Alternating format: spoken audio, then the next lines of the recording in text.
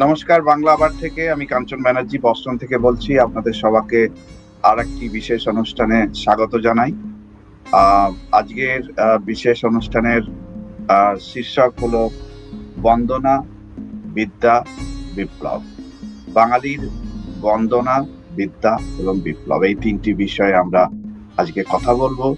আমাদের সঙ্গে রয়েছেন শ্রী অরিত্র ঘোষ দস্তিদার, বিশেষ কৃষি বিশেষজ্ঞ। উনি এখন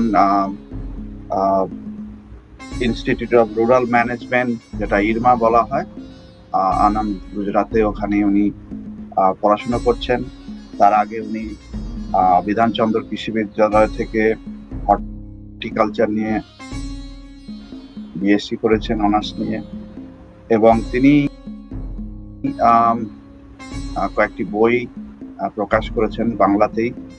তার মধ্যে একটি প্রধান যেটা বিষয় সেটা হলো মনীষী বিচিত্রা, যেটা নিয়ে, যেই বইটার ভিত্তিতে আমরা আজকের আলোচনাটা আমরা করব। ওনার সঙ্গে লিখেছেন ডক্টর কল্যাণ চক্রবর্তী অলসো। আরেকটি বই উনি লিখেছেন, সেটা হলো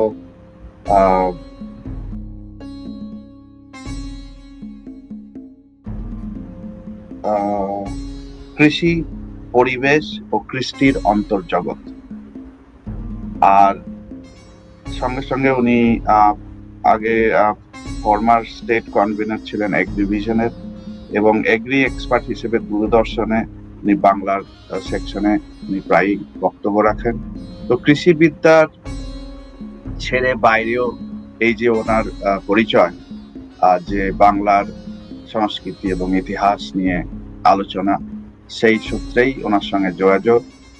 মনীষী বিচিত্রা এই পুস্তকের সঙ্গে সংযুক্ত আছে এই বিষয়টি।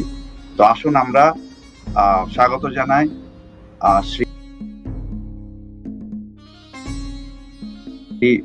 অরিত্র ঘোষ দস্তিদারকে। স্বাগত। নমস্কার অরিত্র। নমস্কার দাদা, আমি সত্যি আজ খুব আপ্লুত আপনাদের এরকম একটি জায়গায় যেখানে বাংলাকে আবার আমরা তুলে ধরার চেষ্টা করছি। অবশ্যই আমি খুব খুশি এবং একই সঙ্গে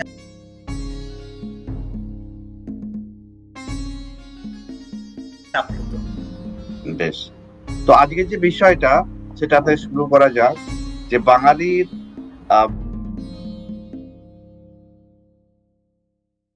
বন্দনা, বিদ্যা এবং বিপ্লব, এই তিনটি দিক তুমি ধরে নিয়েছো এই মনীষী বিচিত্রা পুস্তকে।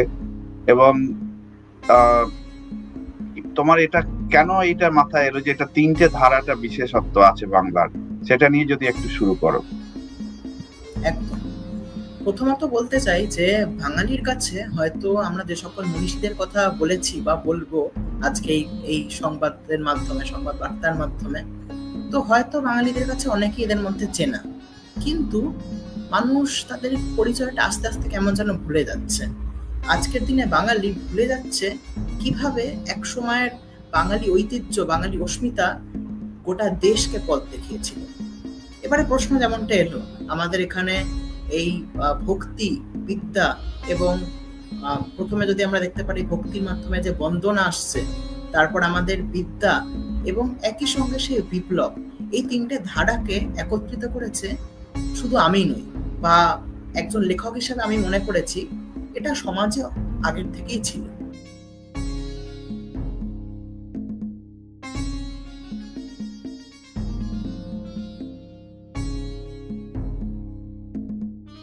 আমি শুধু চেষ্টা করেছি তাকে বেঁধে আনতে। আমি যদি দেখাতেও চাই এই বইয়ের মাধ্যমে, এই বইতে আমরা কিন্তু খুব চোখে দেখতেই পাচ্ছি যে ওপরের যে ধারাটা, অর্থাৎ তা হচ্ছে বন্দনার ধারা, তাকে আমরা তাই গেরুয়া রঙের মাধ্যমে দেখিয়েছি, কারণ গেরুয়া হলো ত্যাগের প্রতীক। ত্যাগই আমাদের শেখায় দেশের জন্য কিভাবে প্রাণ দিতে হয়। তার পরক্ষণেই আমরা দেখতে পাচ্ছি এখানে কিন্তু আছে যারা নীল রঙে এবং সাদায় আমরা দেখতে পাচ্ছি, কারণ বিদ্যার কোনো রং হতে পারে না, আর সেই সজীব বিদ্যাকে সেই সাদা রঙে আমরা দেখানোর চেষ্টা করেছি এখানে। এবং তারপরে আসছে আমাদের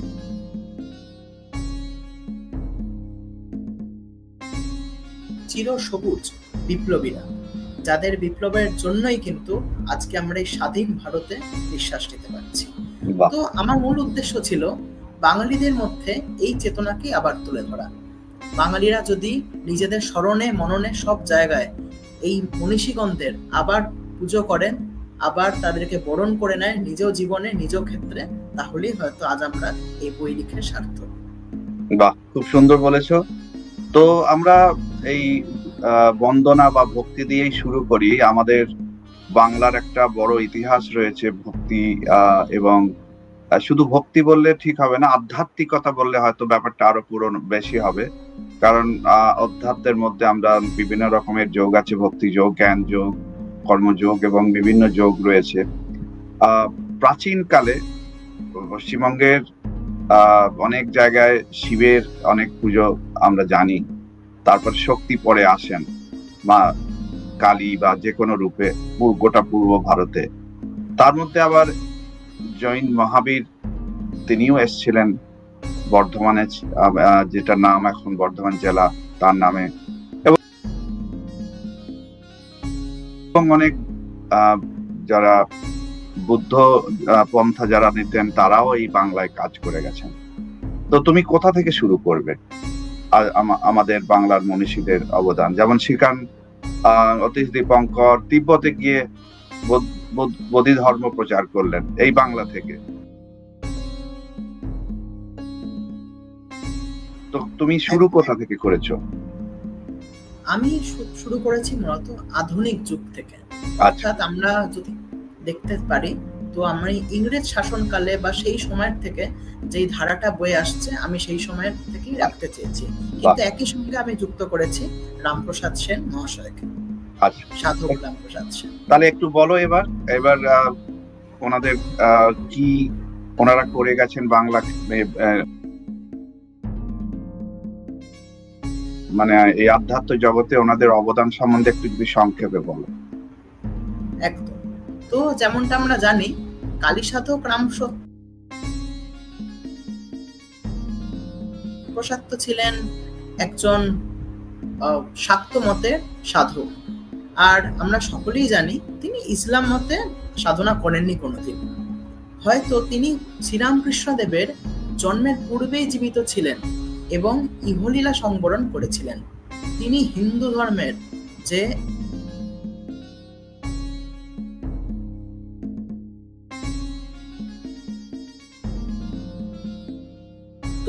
তত্ত্ব, অর্থাৎ যত মত তত পথ, এর সৌকর্য প্রকৃত অর্থে বাংলায় তুলে ধরেছিলেন।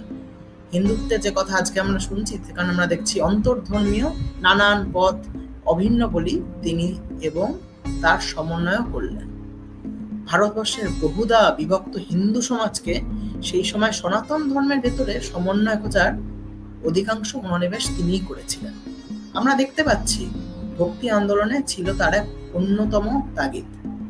সেই পরিপ্রেক্ষিতে বাংলার আধ্যাত্মিক নবজাগরণ সম্পন্ন হয়। আমরা দেখতে পাচ্ছি বাংলা যে বঙ্গদেশের সেই সময়, সেই প্রাক্কালে রামপ্রসাদের কিন্তু উনি যখন জন্মান, ওনার যে সময়কাল, সেখানে কিন্তু বাংলায় চলছে তখন মুসলমানি শাসন। শুধু বাংলায় নয়, পুরো ভারতবর্ষে। তাই রাজার ধর্ম ছিল ইসলাম, কিন্তু কাজের সমন্বয় তাগিদ কিন্তু ছিল আমরা দেখতে পাচ্ছি হিন্দু সমাজের কাছে। এবং হিন্দু সমাজ কিন্তু সকলকে একত্রিত করলেন এবং করলেন হচ্ছে রামপ্রসাদের গানের মাধ্যমে। উনি দেখালেন যে কালী কৃষ্ণ তাদের মধ্যে কোনোই প্রভেদ নেই, যাহা কালী তাহাই কৃষ্ণ। অনায়াসে বলতে পারলেন শ্যামা হলি মা রাসবিহারী, নটবর বেশে বৃন্দাবন। তো হিন্দু ধর্মে ভেদ জ্ঞান তিনি কার্যত দূর করেছিলেন। হয়তো এই ব্যাপারে তিনি শ্রীরামকৃষ্ণ দেবকেও প্রভাবিত করেছিলেন। রামপ্রসাদের মহাপ্রয়াণের প্রায় 60 বছর বাদে শ্রীরামকৃষ্ণের আবির্ভাব। তৎকালীন সময়ে রামপ্রসাদ তার কবিত্বের সুফলন দূর করতে চাইলেও শাক্ত, শৈব, বৈষ্ণব, গণপত্য বহিরঙ্গের বৈষম্যের মাধ্যমে তিনি অনেক গান করলেন এবং এই সকল গানের মধ্যে আমরা দেখতে পাচ্ছি তিনি শিব রূপে সিংহা ধরেন কৃষ্ণ রূপে বাজান বাঁশি, রাম রূপে ধরেন ধনু এবং কাল রূপে হাতে অসি। তার কাব্যে শ্মশানবাসিনী শ্যামা, অযোধ্যা নিবাসী রাম অথবা গোকুল নিবাসী কৃষ্ণ এক আকার। শ্রীরামকৃষ্ণের যত মত তত পথ। এর পূর্বে আমরা দেখতে পাচ্ছি হিন্দু ধর্মের একত্রীকরণের বীজ কিন্তু বাংলায় নিহত ছিল এই রামপ্রসাদের কাব্যেই। অষ্টাদশ শতকে আমরা দেখছি বাংলা আন্দোলনের মাধ্যমে হিন্দু সমাজের সুদৃঢ় যে ভিত্তি ছিল তা স্থাপন করে দেন এই সাধক রামপ্রসাদ। যে গাব গাছ হইতে তিনি ভাবের ঘরে পদ্মফুল আনিয়া মায়ের পায়ে দিয়েছিলেন, তাহা তখনও তাহার জীর্ণ চালার পাশেই রহিয়াছে। তখন প্রতি বৎসর সেখানে কালী পুজো হইত। অর্থাৎ আজ যেখানে আমরা মা কালীর এত সাধনা করছি, মা দুর্গাকে নিয়ে এত সাধনা করছি, এই কালী পূজা হয়তো সেই কাল থেকেই চলে আসছে। তারপর হালি শহরের কথাও যদি আমরা বলি, সেখানে আমরা দেখতে পাচ্ছি বাম দিকে হালি শহর, দক্ষিণে ত্রিবেণী, দুকুলের যাত্রী রবে কিছুই না শুনি, লক্ষ লক্ষ লোক এক ঘাটে করে স্নান, বা শ্যাম তৈল ধেনু কেহ করে দান। তো এ সকলের মধ্যেই আমরা দেখতে পাচ্ছি সাধক রামপ্রসাদ নিজের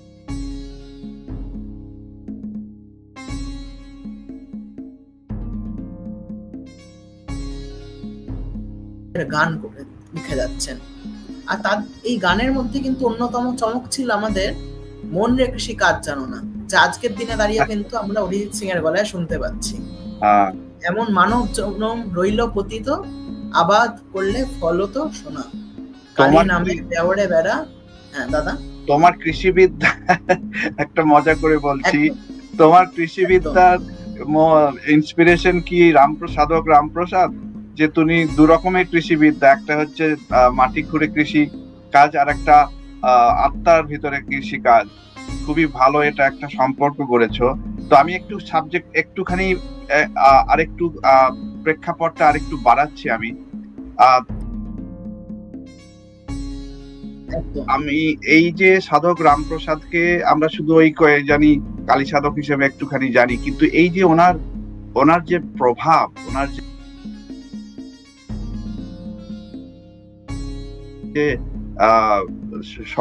সমস্ত পন্থ, সেসব শাক্ত হোক, শিব হোক, বৈষ্ণব হোক, তাদের যে সমন্বয়ের যে প্রচেষ্টা, যেটা পরে তুমি মনে করছো হয়তো ঠাকুর রামকৃষ্ণ সেখান থেকে খানিকটা প্রভাবিত হয়েছেন, এটা খুবই বড় তথ্য। আমি একটুখানি পিছিয়ে যাচ্ছি, আমি একটু ক্রনোলজিটা একটু বলে দিচ্ছি, ক্রমানুক্রম, মানে কোন কোন সময়ে এনারা জন্মেছেন। ঠাকুর মহাপ্রভু শ্রী চৈতন্যদেব জন্মেছেন 1486 সালে, অনেক বছর আগে। তারপরে আমাদের সাধক রামপ্রসাদের জন্ম 1723 সালে। মানে এই একটা বড় গ্যাপ ছিল, এখানেও তো মুসলিম শাসন চলছিল। তো ওই গ্যাপের পরে রামপ্রসাদের আবির্ভাব হলো, এবং উনি মানে সারা বাংলাতে এবং ভারতবর্ষের বিভিন্ন জায়গাতেও উনি ছড়ালেন। তারপরে আরেকজনের কথা যেহেতু না বললেই নয়, 1775 সালে চলে গেছেন ঠাকুর সাধক রামপ্রসাদ। আবার 1772 সালে জন্মেছেন রাজা রামমোহন রায়। তো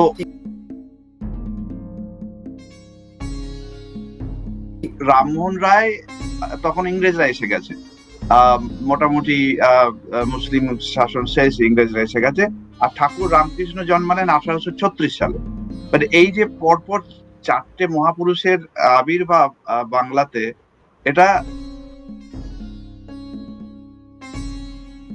এইটা নিয়ে একটুখানি যদি বলো। একদম প্রথমেই যদি আমরা বুঝতে চাই শ্রী মহাপ্রভু চৈতন্যদেবের কথা, আমাদের কিন্তু মনে রাখতে হবে আজকের দিনে আমরা তাকে যেমন বলছি বা বোঝাচ্ছি যে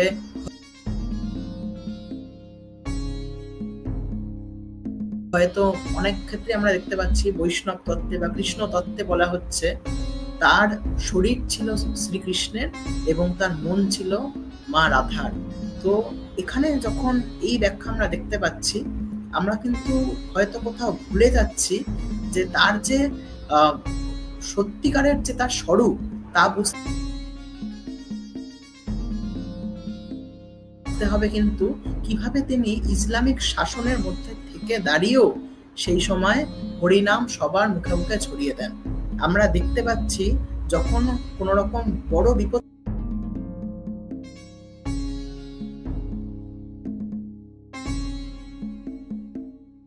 আসছে, দেখছি তার নৃসিংহ অবতার, যে নরসিংহের আজ অব্দি সিনেমা তৈরি হচ্ছে, সেই তার নৃসিংহ অবতারও কিন্তু আমরা দেখতে পাচ্ছি। অর্থাৎ ব্রিটিশ শাসন হোক কিংবা আমাদের ইসলামিক শাসন, প্রতি মুহূর্তে আমরা দেখতে পাচ্ছি মা ভারতী জন্ম দিচ্ছে কিছু সন্তান। অনেক ক্ষেত্রে আমরা দেখে থাকবো, হয়তো আপনি 4 জন মহাপুরুষের নাম নিয়ে নেননি, তো আমরা দেখতে পাচ্ছি বলা হয় আমাদের বিভিন্ন সমাজতত্ত্বে যে মানুষ তৈরি করে বেড়া এবং মানুষের মাধ্যমেই তৈরি হয় দেশ।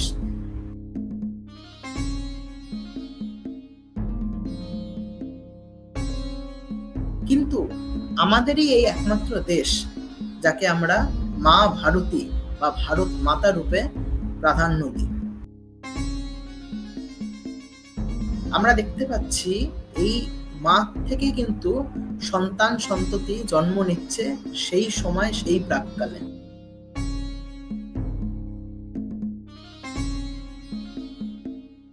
যখন যেমন প্রয়োজন সেই সময় মা ভারতী কিন্তু এই সকল সন্তান সন্ততিদের জন্ম দিচ্ছে। এবং এরপরে যদি আমরা দেখতে পারি, আপনি যেমন বললেন রাজা রামমোহন রায়ের কথা, উনি কিন্তু একাধিক ভাষা জানতেন। তো আজকের দিনে দাঁড়িয়ে আমরা যেটা দেখতে পাচ্ছি যে কোনোভাবে যে বাংলা ভাষা বা অন্য কোনো ভাষাকে আমরা আলাদা আলাদা চোখে দেখছি,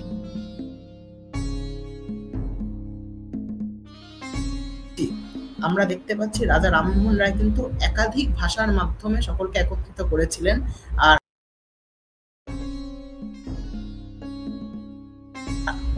একই সঙ্গে ব্রাহ্ম সমাজের কথা আমরা বলতে পারি, যদিও সেটা অনেক পরবর্তী ক্ষেত্রে।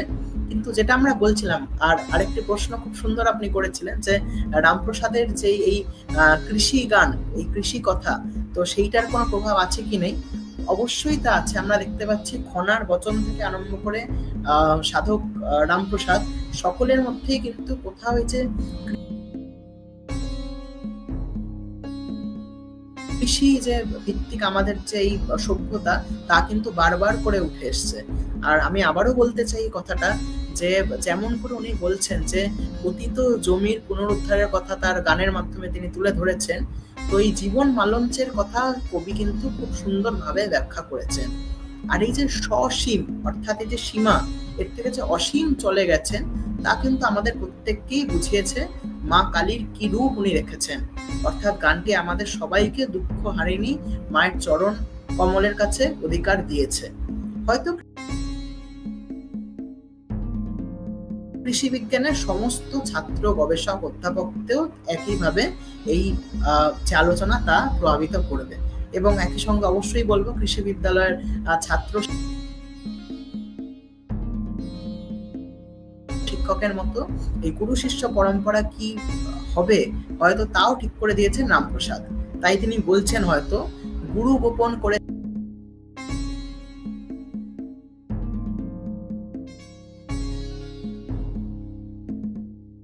বীজ, ভক্তি করি তাই সেচনা, তবে একা যদি না পারিস মন রামপ্রসাদকে ডেকে নেন। তো হ্যাঁ, অবশ্যই কৃষি বিদ্যালয়ের খুব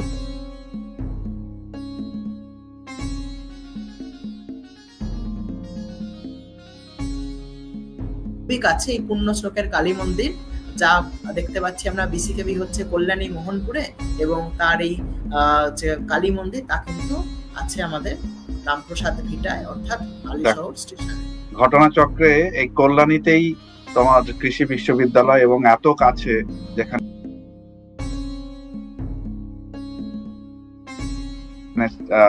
সাধক রামপ্রসাদ জন্মেছেন। আর একটা বিষয় আমি শুনেছি, এটার কোনো প্রত্যক্ষ প্রমাণ আমি পাইনি, যে ঋষি বঙ্কিমচন্দ্র জন্মেছিলেন একটি বৈষ্ণব পরিবারে,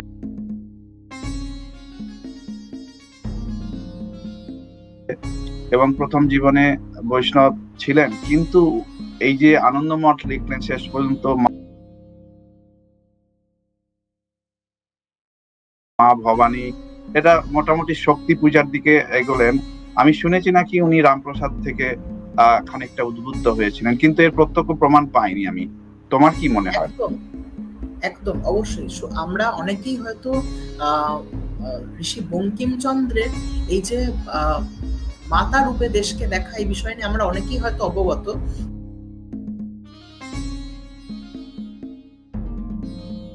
কিন্তু আমরা অনেকেই জানি না, মানে কারণ বন্দে মাতরমের মাধ্যমে কিন্তু এটা অনেকটা ছড়িয়ে গেছে। আমি এখানে আরেকজন ব্যক্তিত্বের কথা বলবো, এবং তিনি হচ্ছেন ঋষি অরবিন্দ। ঋষি অরবিন্দ কিন্তু নিজের স্তুতির মাধ্যমে তিনি মাতা দুর্গের কথা বলেছেন বারে বারে। তিনি কিন্তু মাতা দুর্গার কথা, কিভাবে আমাদের জীবনে আমরা মাতা দুর্গাকে ধারণ করব,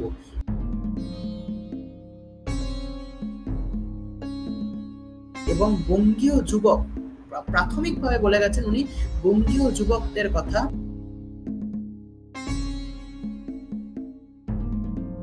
বঙ্গীয় সমাজ কিভাবে মাতা দুর্গাকে শুধু নিজের মা বলে না, দেশমাতৃকা রূপে নিজেদের আরাধ্য দেবী হিসেবে গ্রহণ করবে, তা ব্যাখ্যা কিন্তু খুব সুন্দরভাবে করে গেছেন ঋষি অরবিন্দ। আর একই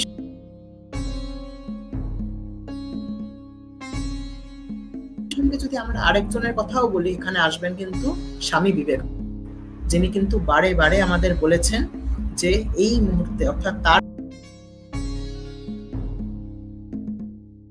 প্রাককালে, হয়তো আজকের দিনে দাঁড়িয়েও, যে একমাত্র অধিষ্ঠাত্রী দেবী এই গোটা ভারতবর্ষে কিন্তু হওয়া উচিত মা ভারতী। মা ভারতী হচ্ছে একমাত্র আমাদের আরাধ্য দেবী, বাকি কোনো দেবতার এখানে কোনো জায়গা হতে পারে না।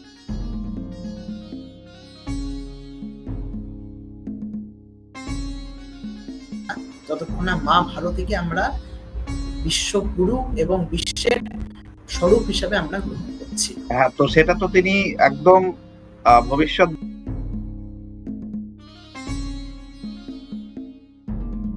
বাণীর মতো বলেছিলেন, যে আজ থেকে 50 বছর, 1893 সালে বোধহয় বলেছিলেন, যে এখন থেকে সমস্ত দেবদেবী ছেড়ে এখন শুধু একমাত্র ভারত মাতার পুজো করো আগামী 50 বছর।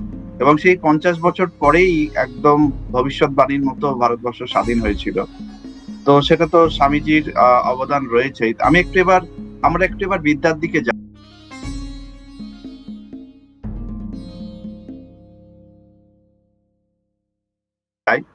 তো ভক্তি, মানে এত মনীষী জন্মেছেন, সবার নাম নেওয়া তো সম্ভব নয়, তাদের কিন্তু বিশেষ করে যারা এই বিদ্যার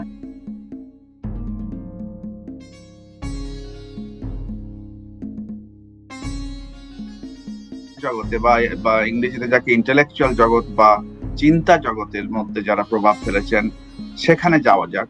তো সেখানে কাকে দিয়ে শুরু করবে তুমি? আমায় যদি বলা হয়, তবে আমরা যে অ কথা শিখি, সেখান থেকে আমার মনে হয় প্রথম আমাদের যাওয়া উচিত হচ্ছে ঈশ্বর পুত্র ঈশ্বরচন্দ্রের কাছে। কারণ ঈশ্বরচন্দ্র বিদ্যাসাগরই বিদ্যার সেই মূল স্রোতে আজ বাঙালিকে তুলে ধরে। তাই আমার মনে হয় বিদ্যাসাগর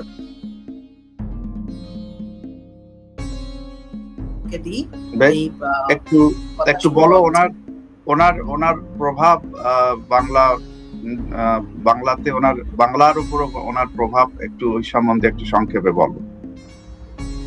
একদম। তো বাংলার প্রেক্ষিতে যখন আপনি বলছেনই, তো কিছু আধুনিক প্রেক্ষাপট তুলে ধরি। তো বাংলার বামপন্থী চিন্তাবিদেরা সবসময় প্রমাণ করতে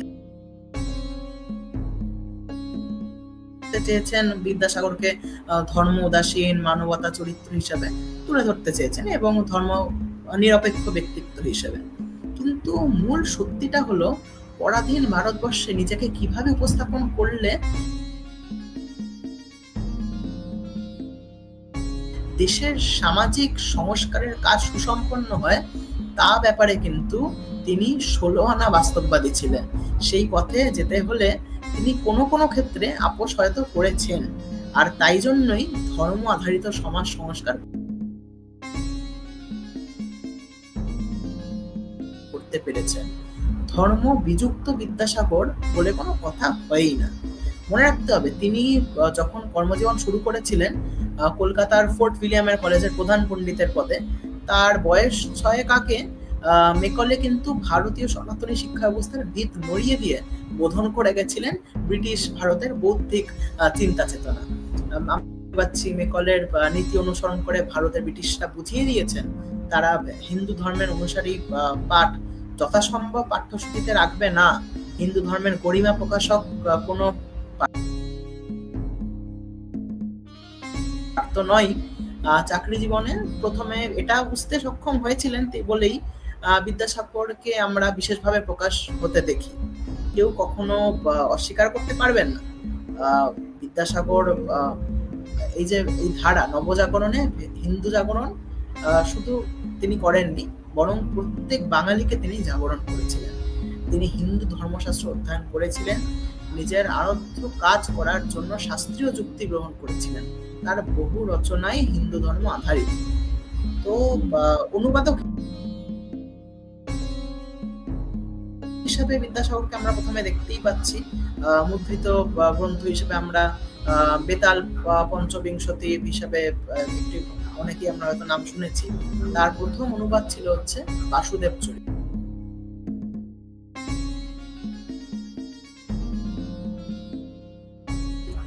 নমুনা যা পাওয়া গেছে অসাধারণ সুললিত ছিল সেই গ্রন্থ। অনুবাদ কর্মের প্রথম পরীক্ষা আর ভাষা সৌন্দর্য অতুলনীয়।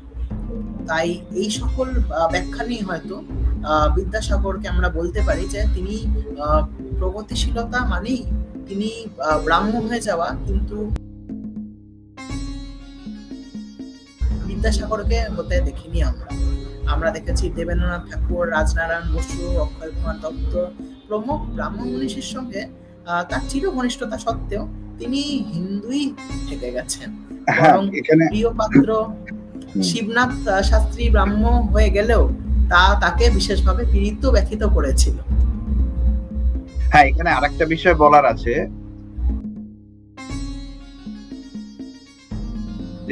যে দৃষ্টি একটা আমাদের ধর্ম এবং রিলিজিয়ন এই দুটোকে মিক্স আপ করে ফেলা হয়েছে কলোনিয়ালদের আমাদের ওই সময়ে। তো ধর্ম আর রিলিজিয়ন তো সেম একই জিনিস নয়। তো এইবার ধর্মকে যখন দেখা হয়, ধর্মের মধ্যেও দুটো বৈশিষ্ট্য রয়েছে, একটা হচ্ছে আধ্যাত্মিক দিক আর একটা হচ্ছে বাস্তব দিক, যেটা আদি শঙ্করাচার্য বলে গেছেন। এবার আধ্যাত্মিক দিকের মধ্যে আমরা দেখছি ভক্তি, কর্ম, জ্ঞান। তো শুধুই যে হিন্দু হতে গেলে যে ঘরে গিয়ে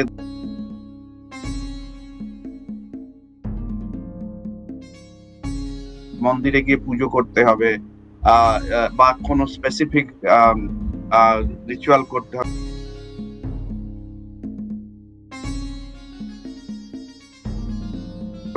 এটা তো আমাদের হিন্দু আধ্যাত্মিকতার মধ্যে এটা তো ওইভাবে বেঁধে রাখা যায় না অন্য ধর্মের মতো, অন্য ধর্ম মতের মতো। আমি ধর্ম বলি না অন্যদের। তো সেই ক্ষেত্রে বিদ্যাসাগর কর্মযোগী ছিলেন এবং জ্ঞানযোগী ছিলেন। তো সেখানে যে ওনাকে উনি সেকুলার ছিলেন, উনি ধর্ম নিরপেক্ষ ছিলেন, এই ধরনের ব্যাপারগুলো তো আবার আমদানি করা, তাই না? একদমই তাই। আর আমরা দেখতেই পাচ্ছি হিন্দু ধর্মের প্রতি অকারণ বিদ্বেষ ও কটূক্তি তিনি কখনোই মেনে নেননি, বরং উল্টো আমরা দেখতে পাচ্ছি যে একসময় সুপ্রিম কোর্টের এক বিচারক একটি মামলায় রায়দানের সময় প্রসঙ্গ বহির্ভূত ভাবে হয়, হিন্দু ধর্মের সম্পর্কে কটু কথা বলেছেন,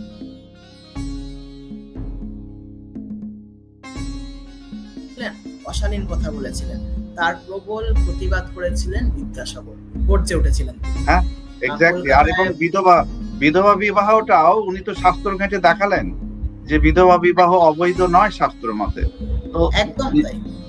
আচ্ছা, আরেকটা বড় অবদান যেটা আমরা একটুখানি ভুলে যাচ্ছি, যেটা আমরা জানি সংস্কৃত ভাষা প্রাচীনতম ভাষা, এবং সংস্কৃত যে দেবনাগরী লিপি ওটা অনেক পরে এসেছে, মানে যত ভাষা প্রাচীন লিপিটা অত প্রাচীন নয়। এবং সেই লিপিকে মাতৃকা বলা হয়, মাতৃশক্তি, মানে প্রত্যেকটা অক্ষর শক্তিপূর্ণ, মানে মায়ের শক্তিপূর্ণ, যেটা তন্ত্রে ব্যবহার করা হয়। যেমন সংস্কৃতে 50টা 54টা অক্ষর, এবং বাংলাতে সেটা এই বিদ্যাসাগর মহাশয়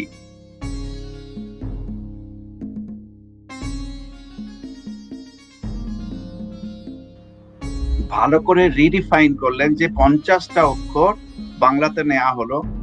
এই যে ভাষার উপর এবং ব্যাকরণ কৌমুদি লিখলেন উনি, এই যে ভাষার যে অবদান, ওটা সম্বন্ধে একটুখানি বল।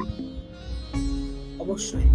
প্রথমত ভাষার আগেও একবারে সংস্কৃত নিয়ে কথা হলো, একটু বিষয়টা আমি বলবো যে আমরা সেই কালে কিন্তু তার কত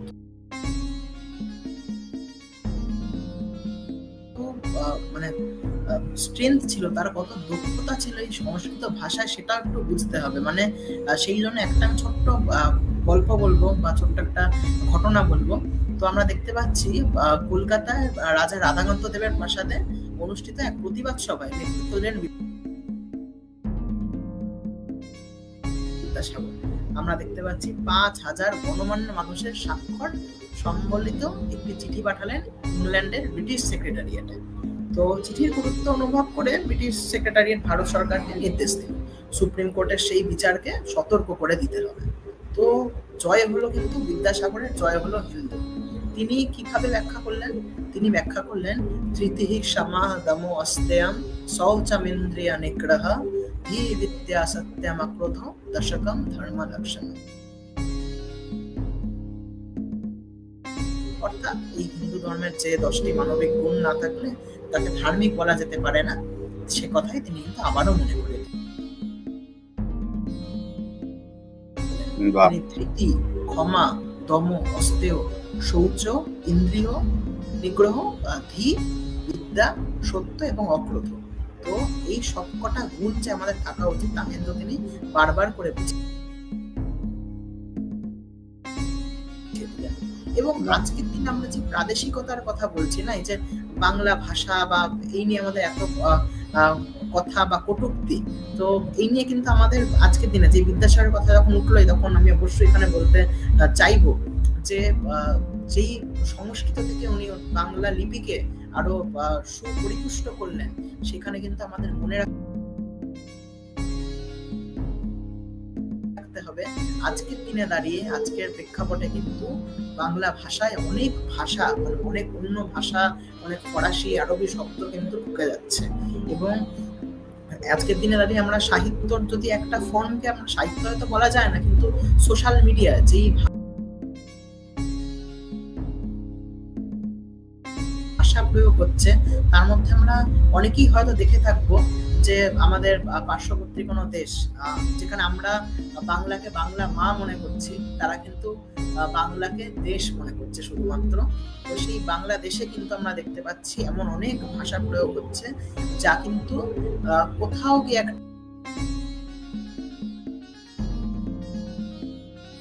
যদি আমরা প্রোফাইলিং করি, ডেটা সায়েন্সের ভাষায় বলছি আর কি, তো কোথাও গিয়ে প্রোফাইলিং করলে দেখতে পাবো ওখানে 33% কিন্তু বাংলা আর বাংলাই নেই। অর্থাৎ বিভিন্ন ক্ষেত্রে গোসল, পানি এবং নানা ভাষা এরকম ঢুকে পড়ছে, যা কিন্তু একটু মনস্তাত্ত্বিকভাবে ভেবে দেখলে আমরা বুঝতে পারবো তা কিন্তু বাংলা ভাষাই নয়। অর্থাৎ একটি ভাষার মধ্যে কিভাবে একটা মনস্তাত্ত্বিক পরিবর্তন আসা শুধুমাত্র মানে মৌলবাদী ধার্মিক চিন্তার জন্য, তা কিন্তু আমাদের খুব সুপরিপুষ্টভাবে চিন্তা ভাবনা করতে হবেই। আর আজকে সেই সময়টা এসছে। এবং একই সঙ্গে কলকাতার বাংলা ভাষা নিয়েও কথা বলবো। কলকাতার বাংলা ভাষাতে আমরা দেখতে পাচ্ছি অনেক ইংরেজি শব্দ কিন্তু ঢুকে যাচ্ছে। দেখা যাচ্ছে আমরা পুরোপুরি একটি বাক্য গঠন হয়তো করতে পারবো না যদি আমরা কোনো ইংলিশ ভাষা না ব্যবহার করে থাকি মাঝখানে। তো খুব সুসচেতন ভাবে যদি আমরা ব্যবহার না করি আমাদের এই ভাষা, যা আমাদের বিদ্যাসাগরের মতো মানুষরা পরিপুষ্ট করেছে, সংগঠিত করেছে, আস্তে আস্তে কিন্তু এই ভাষা আমরা হারিয়ে ফেলবো। এই ভাষার দখল। হ্যাঁ, তো যাই হোক, হ্যাঁ, এটা নিয়ে আরেকটা বোধহয় পূর্ণ আলোচনা করা যেতে পারে। এই বাংলা ভাষা কিভাবে পরিবর্তিত হয়ে যাচ্ছে এবং শুদ্ধতা নষ্ট হচ্ছে, বিশুদ্ধতা সংস্কৃত থেকে দূরে চলে যাচ্ছে, এটা একটা আরো ফার্সি অন্যরকমের, এটা নিয়ে আরেকটা আলোচনা করবে। তো বিদ্যাসাগরের পর আমি যেমন আরেকটা বিদ্যার কথা যখন বলা হচ্ছে, এখানে আশুতোষ মুখোপাধ্যায়ের নাম না বললেই চলে না, কারণ কলকাতা ইউনিভার্সিটির যে ভাইস চ্যান্সেলর একজন কালো চামড়ার বেগুনি চামড়ার মানুষ, যে ভাইস চ্যান্সেলর এত বড় মানুষ, যখন অন্যদিকে বিপ্লব হচ্ছে, মানে স্বাধীনতার জন্য বিপ্লবীরা বিপ্লব করছে, এখানেও একটা নিঃশব্দ বিপ্লব ঘটছিল কলকাতা বিশ্ববিদ্যালয়ে, যেখানে সত্যেন্দ্রনাথ বোস, মেঘনাথ সাহা, তারপরে সিভি রমন, এরা সব এসেছিলেন, এবং আরো অনেক রকমের ইন্টেলেকচুয়াল যেগুলো কাজকর্ম চলছিল। এটার উপর একটা ওভারঅল একটা মন্তব্য দেয়া হোক। ঠিক ঠিক, অবশ্যই। আমরা কিন্তু দেখতে পাচ্ছি এই যেই সময়ের কথা হচ্ছে, অর্থাৎ সেই সময় কিন্তু বাংলায়, অর্থাৎ নিজের মাতৃভাষায়, যেটা একটু আগে আমরা কথা বলছিলাম, সেই মাতৃভাষায় সকল লিপি যাতে পড়ানো হয়, তার জন্য কিন্তু শুধু স্যার আশুতোষ মুখার্জি বাংলা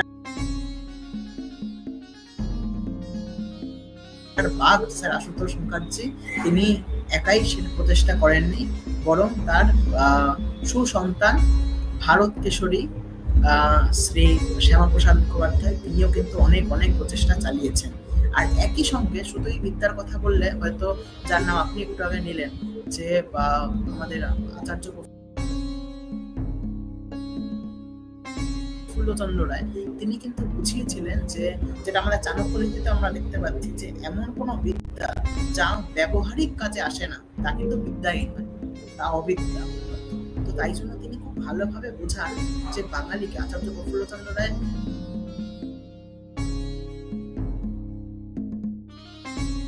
যেমন ভাবে কেমিস্ট্রির ব্যাপারে কথা বলেছেন, তেমন ভাবেই কিন্তু উনি আমাদের বিভিন্ন যে সমস্ত বিপ্লবীরা আছেন, তার বিদ্যার মাধ্যমে, তার কৌশলের মাধ্যমে কিন্তু কিভাবে বোম বানাতে হবে, তার ফর্মুলা কিন্তু তিনি বিস্তারে সকলকে জানিয়ে দিয়েছিলেন। এবং একই সঙ্গে আমরা দেখতে পাচ্ছি তিনি এখানেই থেমে থাকেননি। আজকের দিনে দাঁড়িয়ে আমরা যে সকল বাঙালিরা আছি, যে সকল ভারতীয়রা আছি, সকলকে বুঝতে হবে যে তারা শুধুমাত্র বাঙালিকে একটি বিপ্লবী জাতি হিসেবে দেখতে চাননি, বাঙালি যাতে ব্যবসাও করতে পারে সে বিষয়েও তিনি কথা বলছেন। আর বাঙালিকে পড়াশোনার মাধ্যমে মনে করিয়ে দিচ্ছে দা হিন্দু কেমিস্ট্রির কথা, যে কেমিস্ট্রির মধ্যে কতটা হিন্দু আনা আছে। হিন্দুরা, অর্থাৎ হিন্দু তো হয়তো খুব একটি নতুন শব্দ, অর্থাৎ সনাতনী সভ্যতায় যে সকল ব্যাখ্যা আমরা দেখতে পাচ্ছি এই কেমিস্ট্রিতে আছে, রসায়ন তত্ত্বে আছে, সবটাই কিন্তু অনেকটা উনি সংগ্রহ করেছেন। তো এই সকল জিনিসগুলো আমাদের মনে রাখতে হবে। আর একই সঙ্গে আমরা দেখতে পাচ্ছি সেই মুহূর্তে দাঁড়িয়ে রমেশচন্দ্র মজুমদারের মতো মানুষরা কিন্তু আস্তে আস্তে উঠে আসছেন। যদুনাথ সরকার, একদম একদম যদুনাথ সরকার। তো ইভেন আমরা দেখতে তো পাচ্ছি যে রমেশচন্দ্র মজুমদারের মতন মানুষরা কিভাবে দ্য হিস্ট্রি অফ বাঙ্গালের মতন বইটা লিখলেন, অর্থাৎ বাঙালিকে নিজের ইতিহাসটা মনে করিয়ে দেওয়ার যে কতটা প্রয়োজন, বাঙালিকে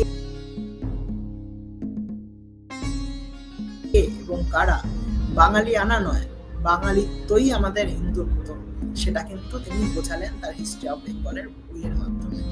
তো এই ইতিহাস উদাসীন বাঙালির চেতনা কিন্তু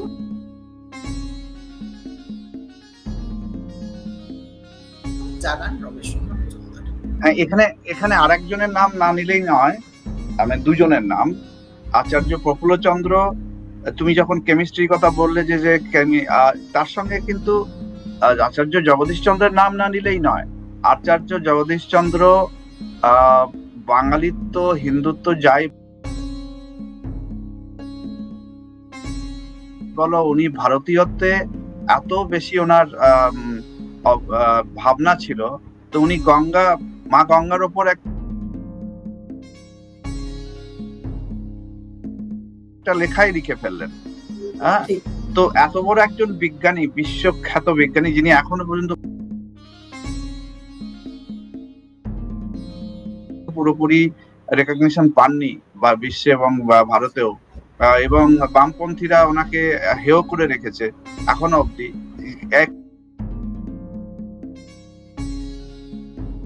কারণ কি না, উনি জাতীয়তাবাদী ছিলেন। বিজ্ঞানী আবার জাতীয়তাবাদী হয় নাকি, এই ধরনের প্রবচন যেরকম দেয়, এটাও একটা খুবই দুঃখজনক। তো আর আর কার কার এই বিদ্যা জগতে আর কার কার নাম না বললেই নয়, একটু উল্লেখ করো। একদম অবশ্যই করবো, কিন্তু তার আগে যখন আপনি আচার্য জগদীশ চন্দ্র স্যারের কথা বললেন, তো আজকে সকল নামগুলি হয়তো একটা এডিসি বোস রোড এইটুকুর মাধ্যমে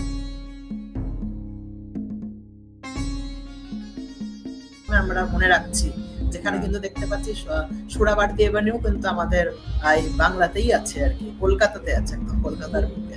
তো সেই নামগুলোর থেকে আমরা যাতে উঠে আসতে পারি, আমাদের বুঝতে হবে। আপনি বললেন জগদীশ চন্দ্র বোসকে কেন আমরা মানে বামপন্থীরা কেন মেনে নেয়, কারণ ভেবে দেখুন কত উচ্চ একটি তত্ত্বের কথা আমি বলবো। উনি যেটা প্রমাণ করতে চেয়েছিলেন যে গাছেরও প্রাণ আছে, মানে একটা, আমি যেহেতু অ্যাগ্রি স্টুডেন্ট, আরো হয়তো এই বিষয়গুলো নিয়ে আরো আমরা দীর্ঘায়িত আলোচনা করতে পারবো। তো উনি বোঝাচ্ছেন বারে বারে যে একটা গাছের মধ্যেও প্রাণ আছে, সেইটা কিন্তু খুব সুন্দরভাবে উনি ব্যাখ্যা করেছিলেন। আর এই জিনিসটা কিন্তু আমাদের সভ্যতা, আমাদের ধারার মধ্যে কিন্তু অরিজিনালি আমরা দেখতে পাচ্ছি ছিল, যে আমরা প্রত্যেক জিনিসের মধ্যেই, প্রত্যেক পদার্থের মধ্যে আমরা তার জীবন, তার জ্ঞানকে আমরা দেখতে পেতাম, জানতে পেতাম। আমাদের সভ্যতায় আমরা গাছের পুজো করি, তুলসীর পুজো করি, নানান কিছুর কথা আমরা বলেই থাকি। তো এটাকে উনি সাইন্টিফিক্যালি কি করে প্রমাণ করলো, সেই বিষয়গুলো নিয়ে আমাদের ভাবতে অবশ্যই হবে। আর তাছাড়াও তো আমরা এই সমস্ত কথা বলতেই পারি, যেমন স্যার সিভি রমনের কথা আপনি বললেন, তিনি, অনেকে আমরা জানি হয়তো তিনি প্রথম ইন্ডিয়ান যিনি নোবেল পান বা এরকম, হয়তো শুধু তিনি ইন্ডিয়ান প্রথম নন, তিনি প্রথম নন ইউরোপিয়ান, প্রথম এশিয়ান ইউরোপিয়ান, যিনি কিন্তু একটা জগৎ ক্ষেত্রে কিন্তু নিজের সম্মানটাকে আমাদের তুলে ধরেন। তো সেই সকল মানুষরাই কিন্তু আমাদের বাঙালির মধ্যে থেকে উঠে এসছে। আজকের বাঙালি ইতিহাস উদাসীন বাঙালি, তাই ভুলে যাচ্ছে আমরা কারা, কিভাবে আমাদের ধারাটা এসছে, কার বংশধর আমরা। এবং গণিতে, গণিত শাস্ত্রে যিনি এভারেস্টের মাপ করেছিলেন, তারপরে স্ট্যাটিস্টিশিয়ান, এমনকি জাপানে যখন এই বিশ্বযুদ্ধের পর ট্রায়াল হচ্ছিল, সেখানেও আমাদের বাঙালি একজন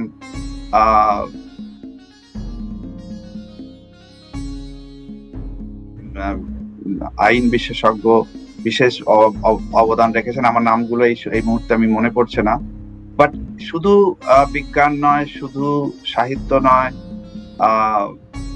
সব বিষয়েই তখন বাঙালি যে নবজাগরণ হচ্ছে, যেটা বাংলার নবজাগরণ, যেটা ভারতের নবজাগরণ, এখান থেকে শুরু। সেখানে বহু মনীষীর অজস্র অবদান রয়েছে। আর যেটা বললে, শুধুমাত্র রাস্তার নাম রেখে এবং একটা মূর্তি স্থাপনা করে সেখানে বছরে একবার মালা দেওয়া, তারপরে ভুলে যাওয়া, এটা থেকে যদি বাঙালি এই, মানে বাঙালি তো বিস্মৃত জাতি, এবং নীরদ চৌধুরী বলেই গেছেন যে আত্মঘাতীও বটে। তো সেই আত্মঘাতী বাঙালি এখনো সেটাই আমরা করে চলেছি। যাই হোক, আমরা একটু বিপ্লবের দিকে যাই। আমাদের বন্দনা এবং বিদ্যা, এই দুটো বিষয়ে সংক্ষিপ্ত আলোচনা হলো। এবার বিপ্লবের দিকে যাওয়া যাক। তো বিপ্লব, যেখানে আমাদের মানে একটা বিশেষত্ব ভারতবর্ষের যে বিপ্লবের, স্বাধীনতা সংগ্রামের, যদিও খানিকটা আমরা বিদেশ থেকে আমরা ইনফ্লুয়েন্স নিয়ে এসেছি, আয়ারল্যান্ড থেকেই হোক বা জার্মানি থেকেই হোক, কিছুটা ইনফ্লুয়েন্স এসছে সশস্ত্র বিপ্লবের ব্যাপারটা। আবার যখন শ্রী অরবিন্দ এই বন্দে মাতরম মন্ত্রকে জাগ্রত করলেন, কারণ আমরা জানি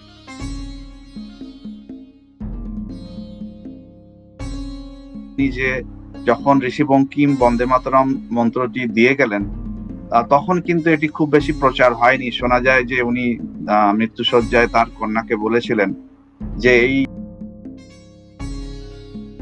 আমি চলে যাবার অনেকদিন পরে এই মন্ত্রটা দেখবি, এই বন্দে মাতরম অনেক বেশি গুরুত্ব পাবে গোটা ভারতবর্ষে, এরকম একটা কিছু বলেছিলেন। কিন্তু শ্রী অরবিন্দ আসার পরেই এই বন্দে মাতরম মন্ত্রটার জাগরণ হলো, এবং তারপরে যে একটা নতুন ধরনের বিপ্লবের ধারা, এই যে গীতা এবং মা ভারতবর্ষের মাতা অবনীন্দ্রনাথ ঠাকুর ছবি আঁকলেন ভারত মাতার, এই যে ভারত মাতার এই যে সাধনা যেটা শুরু হলো, গুপ্ত সাধনা, এইখান থেকেই কি আমাদের বিপ্লবীদের বিশেষত্ব? মানে শুধুমাত্র যাও, মানে নকশালরা তো বিপ্লবী বলা যেতে পারত এক অর্থে, তারা পরিবর্তন করতে চেয়েছিল বন্দুক, কিন্তু তাদের ভিতরে একটা ছিল শুধুমাত্র আধ্যাত্মিকতার কিছু ছাপ ছিল না, এবং দেশপ্রেমেরও ছাপ ছিল না। তো এটা নিয়ে যদি একটু আলোকপাত করো। অবশ্যই দাদা। তো প্রথমত বলি যে আপনি যার কথা বললেন এই মুহূর্তে আমাদের কাছে, আমি এখানে দুজনের কথা বলবো। এই ভারত মাতার কনসেপ্টকে যারা প্রতিফলিত করেছিল, হয়তো বন্দে মাতরম কনসেপ্টটা আমাদের দিয়ে গেছিলেন বঙ্কিমচন্দ্র চট্টোপাধ্যায়, কিন্তু কারা এই জিনিসটাকে আরো প্রতিফলিত করলো, কারা এগিয়ে নিয়ে গেল, এরকম আমি দুজনের নাম বলবো। তো প্রথমে যার কথা আপনি বললেন তার কথা বলি। তো তিনি হচ্ছেন শ্রী অরবিন্দ, অর্থাৎ আমাদের খুব পছন্দের ঋষি অরবিন্দ।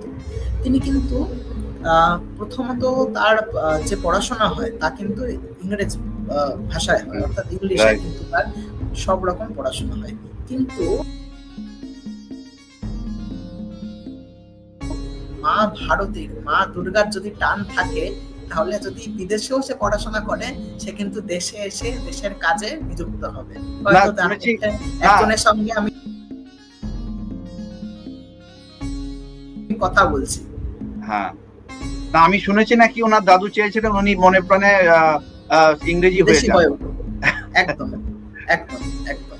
তো হয়তো সেরকমই, মানে বাইরে থেকে হয়তো বাংলা কিভাবে ভালোবাসতে হয় সেরকমই এক ধারাকে আপনার মতন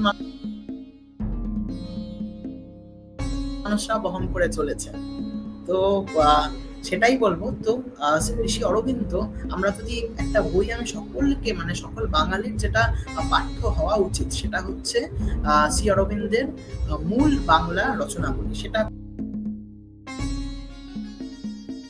খুব সহজেই সহজলভ্য, চাইলে অনেকে খুঁজে পাবেন। তো ওখান থেকে আমরা যদি তার প্রথম লেখাটি দেখি, তা হচ্ছে দুর্গা স্তোত্র।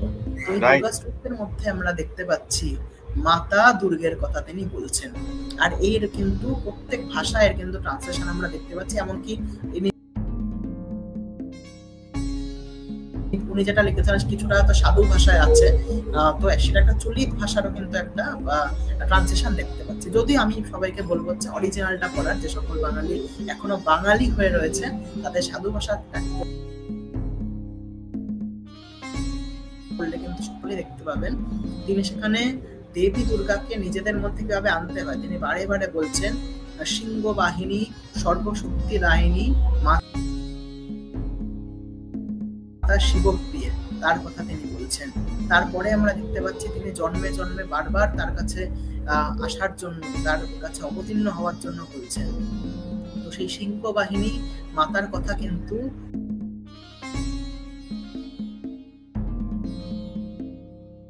তিনি শুধু এখানেই থেমে যাননি, তিনি বলেছেন মাকে বলদায়িনী, প্রেমদায়িনী, জ্ঞানদায়িনী, কিন্তু শেষে বলছেন শক্তি স্বরূপিণী। এবং একইভাবে উনি যেভাবে তার সৌম্য রূপের কথা বলছেন, তিনি কিন্তু তার রৌদ্র রূপের কথাও বলেছেন বারে বারে। তো একই সঙ্গে তিনি যখন বলছেন কালী রূপিণী নৃউণ্ড মালিনী দিগম্বরী, সে একইভাবে আবার তখন তিনি বলছেন যে মাতা দুর্গে আপনি আমাদেরকে শিক্ষা, চরিত্র, মেধা, শক্তি, ভক্তি, শ্রদ্ধা, তপস্যা, ব্রহ্মচর্য সকল দিকে আমাদেরকে সত্য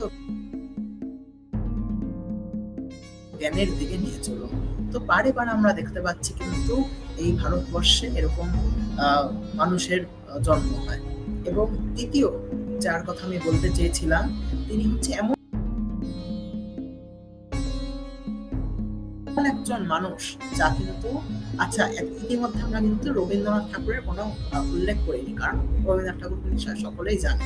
আমি এমন একজনের কথা বলবো যার কথা হয়তো খুব কম বাঙালি জানেন, আজকের দিনের, আজকের সমাজের, আজকের যুগের বাঙালিরা।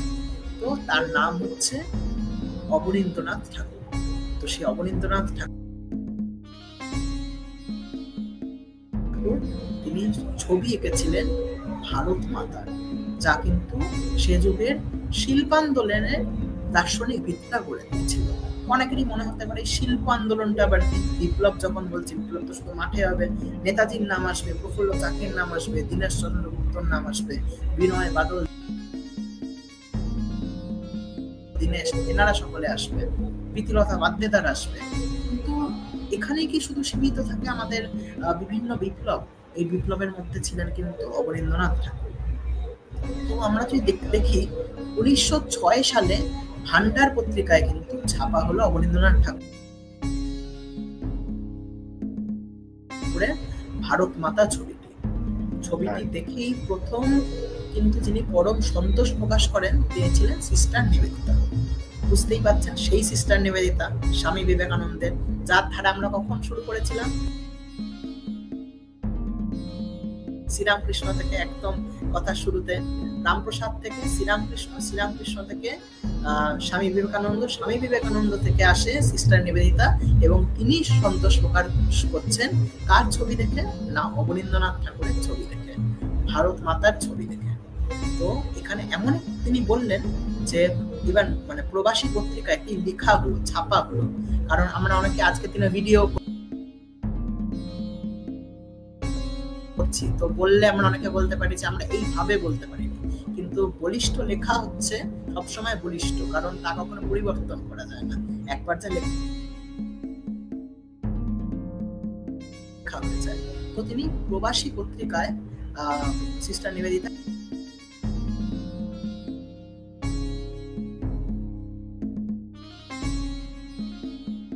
লিখলেন যে এখানে এমন একটি ছবি পাওয়া যাচ্ছে যা ভারতীয় শিল্পে নবযুগ সূচনার আশা যোগাচ্ছে। নিবেদিতাই অবনীন্দ্রনাথকে leader of the art movement বলে চিহ্নিত করেন। হ্যাঁ, ওনাকে তো অজন্তা ইলোরা পাঠালেন ওখানকে, তারপর থেকে একটা জেনারেশন অফ শিল্পী তৈরি হলো এই প্রচেষ্টা।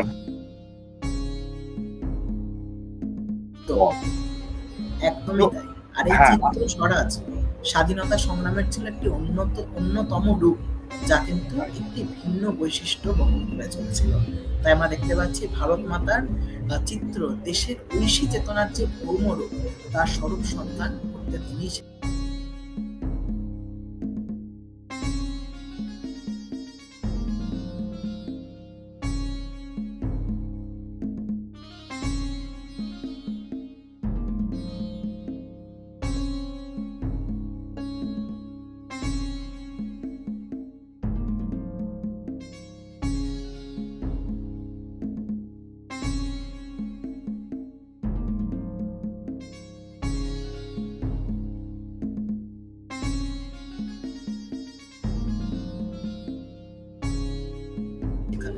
শিল্পীদের সেই পথে প্রেরণা দিল এক আধ্যাত্মবোধ।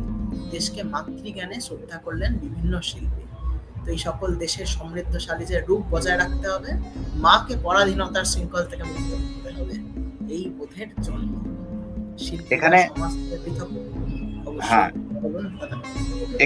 এখানে আরেকটা বিষয় উল্লেখ না করলেই নয়, বাংলায় যে জাগরণ হচ্ছে ভারত মাতা নিয়ে, আহ এই যে বন্দে মাতরম, এটার একটা সূত্র কিন্তু রামায়ণেই রয়েছে, জননী জন্মভূমিশ্চ স্বর্গাদপি গরীয়সী, এখানে একটা সূত্র রয়েছে।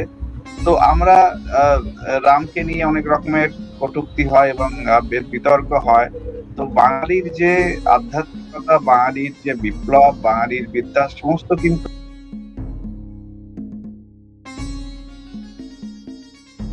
আমাদের বিভিন্ন রকম মহাভারত, রামায়ণ এবং বিভিন্ন আমাদের পুরাণের সঙ্গে জড়িত আছে। তো আমি একটুখানি আরেকটা বিষয়ে, যেটা রবীন্দ্রনাথ আমরা জানি, মানে রবীন্দ্রনাথ মানে তো একটা সমুদ্র, বাট তাকে নিয়ে আলাদা করে আলোচনা করতে হয়, কিন্তু দুটো বিষয় না বললেই নয়।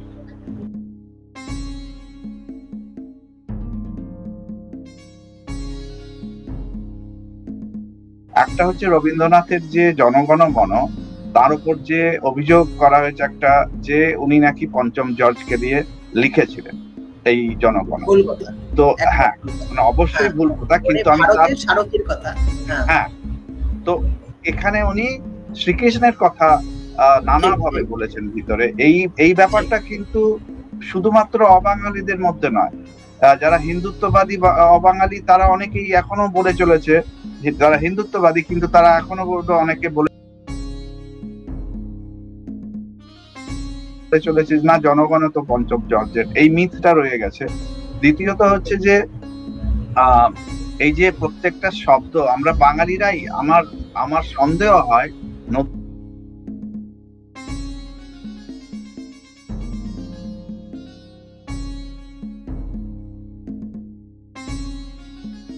প্রজন্মের বাঙালিরা পুরো জনগণ কে পড়েছে, কজন পড়েছে? কারণ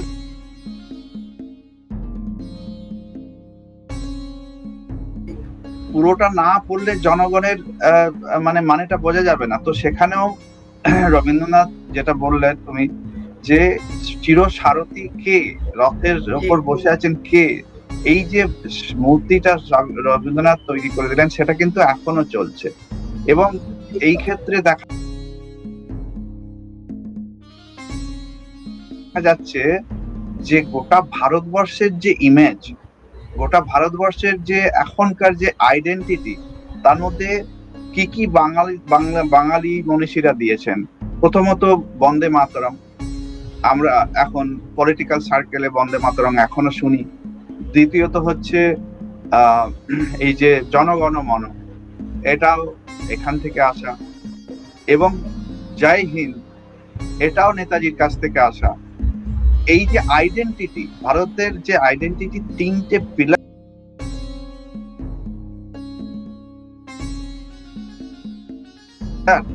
এই তিনটেই বাংলা থেকে এসছে। অথচ সেই বাংলার আজকে কি দুর্দশা, সেখানে পরে যাব, নেতাজিতেও পরে যাব। আর একটা বিষয় রবীন্দ্রনাথের তোমার কাছ থেকে না শুনলেই নয়, যে রবীন্দ্রনাথ অর্থনীতি নিয়ে এত চিন্তিত ছিলেন বাংলার এবং ভারতবর্ষের, নিজের ছেলেকে পাঠালেন বিদেশে যে শিখে এসো আধুনিক কৃষিবিদ্যা। ওইটা সম্বন্ধে একটু বলো। একদম একদম, আমরা কিন্তু প্রত্যেক ক্ষেত্রেই দেখতে পাচ্ছি যে রবীন্দ্রনাথ শুধু নয়, প্রত্যেক ক্ষেত্রে প্রত্যেক মানুষই কিন্তু বাংলা অর্থনৈতিক ভাবেও কিভাবে নিজেদেরকে তুলে ধরতে হবে। কারণ আর ইভেন সেইখানে আমরা দেখতে পাচ্ছি যে স্বদেশী আন্দোলন কিন্তু খুবই সেই সময় কিন্তু একটা নিজের মানে পিকে ছিল, এবং তাই জন্যই আমরা দেখতে পাচ্ছি যে রবীন্দ্রনাথের মতন মানুষরা কিন্তু নিজেদের ছেলেদেরকে বা নিজেদের সন্তানদেরকে পাঠাচ্ছেন, যাতে তারা বিভিন্ন ক্ষেত্রে যে সকল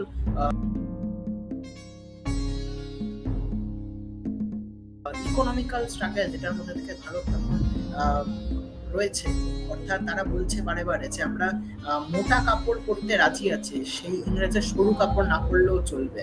এই স্বদেশের ধারাটা কিন্তু এবং অর্থনৈতিকভাবে কিন্তু যাতে আমরা ভারতবর্ষকে আরো বেশি মানে সংগঠিত এবং শক্তিশালী করতে পারি, তাই জন্য কিন্তু তিনি নিজের ছেলেকে পাঠিয়েছিলেন। এবং কৃষিবিদ্যার প্রতিও কিন্তু তার যথেষ্ট ইন্টারেস্ট ছিল, আমরা দেখতে পাচ্ছি। তার উৎসাহের জন্যই কিন্তু তার বিভিন্ন লেখার মাধ্যমে, তার বিভিন্ন ছন্দ, তার বিভিন্ন কবিতায় আমরা দেখছি বিভিন্ন বাগানের উদ্দেশ্যে তিনি কথা বলেছেন। এমনকি আমি হর্টিকালচারের ছাত্র হিসেবে আমি বলতে পারি অনেক ছোট বাচ্চাদেরও যেটা পড়ানো হয় যে তাল গাছ, এই তাল গাছের কথাও কিন্তু তার যে তাল গাছ এক পায়ে দাঁড়িয়ে সব গাছ ছাড়িয়ে, তো হয়তো কোথাও তিনি বলতে চাইছেন যে এই ভারত ভূমির যে গাছ, ভারত ভূমির যে সকল পদার্থ সবটা কিন্তু সবকিছু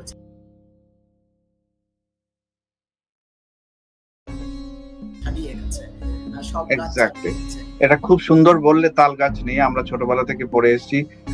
কিন্তু আরেকটা বিষয় না বললেই নয়, আমার যতদূর মনে হয় যে আধুনিক কৃষিবিদ্যায় যে ট্রাক্টর দিয়ে বা যন্ত্রপাতি দিয়ে চাষবাস, এই যে শুরু রথীন্দ্রনাথ ফিরে আসার পর, ওনার সঙ্গে আরেকজন গেছিলেন তার নামটা মনে নেই, তারা ফিরে আসার পর বাংলার কয়েকটা জায়গায় এটা যে শুরু হয়, এক্ষেত্রে কি বলা যায় যে এই রবীন্দ্রনাথই এই আধুনিক কৃষিবিদ্যার মানে এক হিসেবে চিন্তার জনক? হ্যাঁ,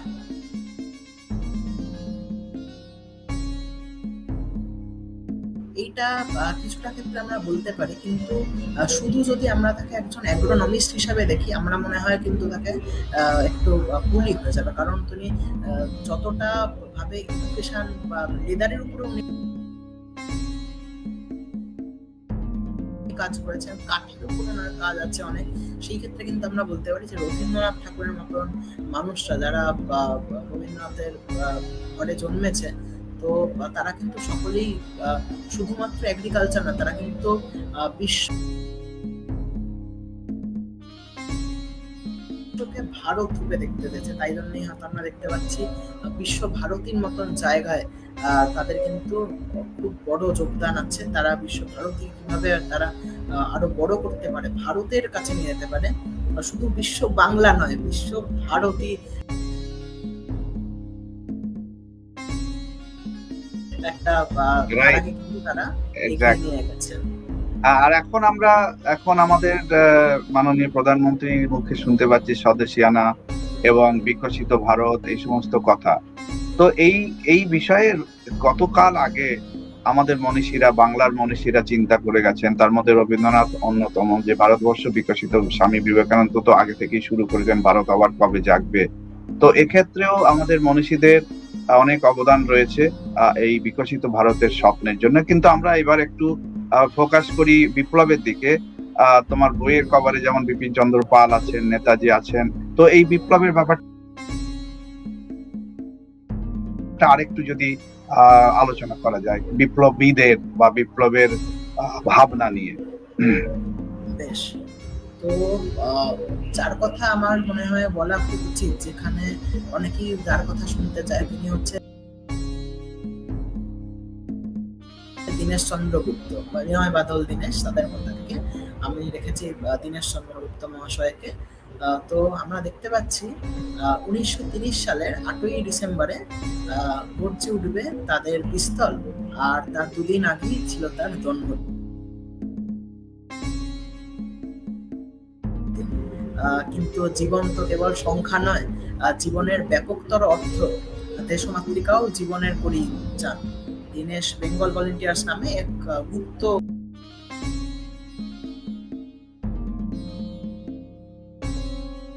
বিপ্লবী সংগঠনের সঙ্গে নিজেকে জড়ালেন, যাতে সত্যনিষ্ঠ, দামাল, নির্ভীক, দৃঢ় প্রতিজ্ঞায় কিন্তু জড়াতে পারে। তো ভারত বিদ্বেষী এবং বিপ্লবীদের উপর অত্যাচারী পুলিশ অফিসারদের মধ্যে ত্রাস জাগাতে তিনি মরিয়া হয়ে উঠলেন, যাতে দেশের মানুষকে অত্যাচার করার সাহস না পায় ইংরেজ। অতএব আগ্নেয়াস্ত্র চালানো শিখলেন এবং সতীর্থদেরও শেখালেন। গোপনে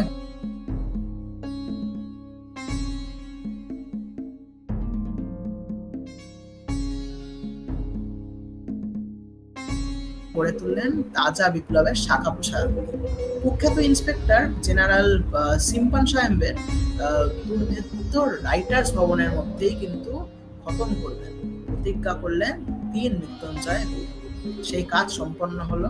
তারপর পুলিশের সঙ্গে চলল বিখ্যাত অথচ সংক্ষিপ্ত অলিন্দ যুদ্ধ, যত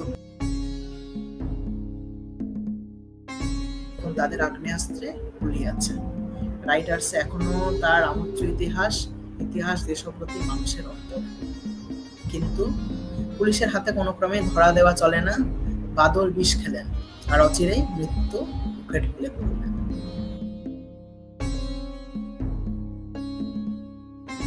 বিনয় নিজেকে গুলিবিদ্ধ করেছেন, বাদলও তাই করলেন। বিনয় মারা গেলেও দীনেশকে বাঁচিয়ে তুলে ব্রিটিশ সুলভ বিচার করে ফাঁসিতে ঝুলানো হলো তাকে। তা ছিল 7ই জুলাই 1931। ইংরেজ সরকারের কাছে তিনি মারা গেলেও দেশপ্রেমী মানুষের কাছে কিন্তু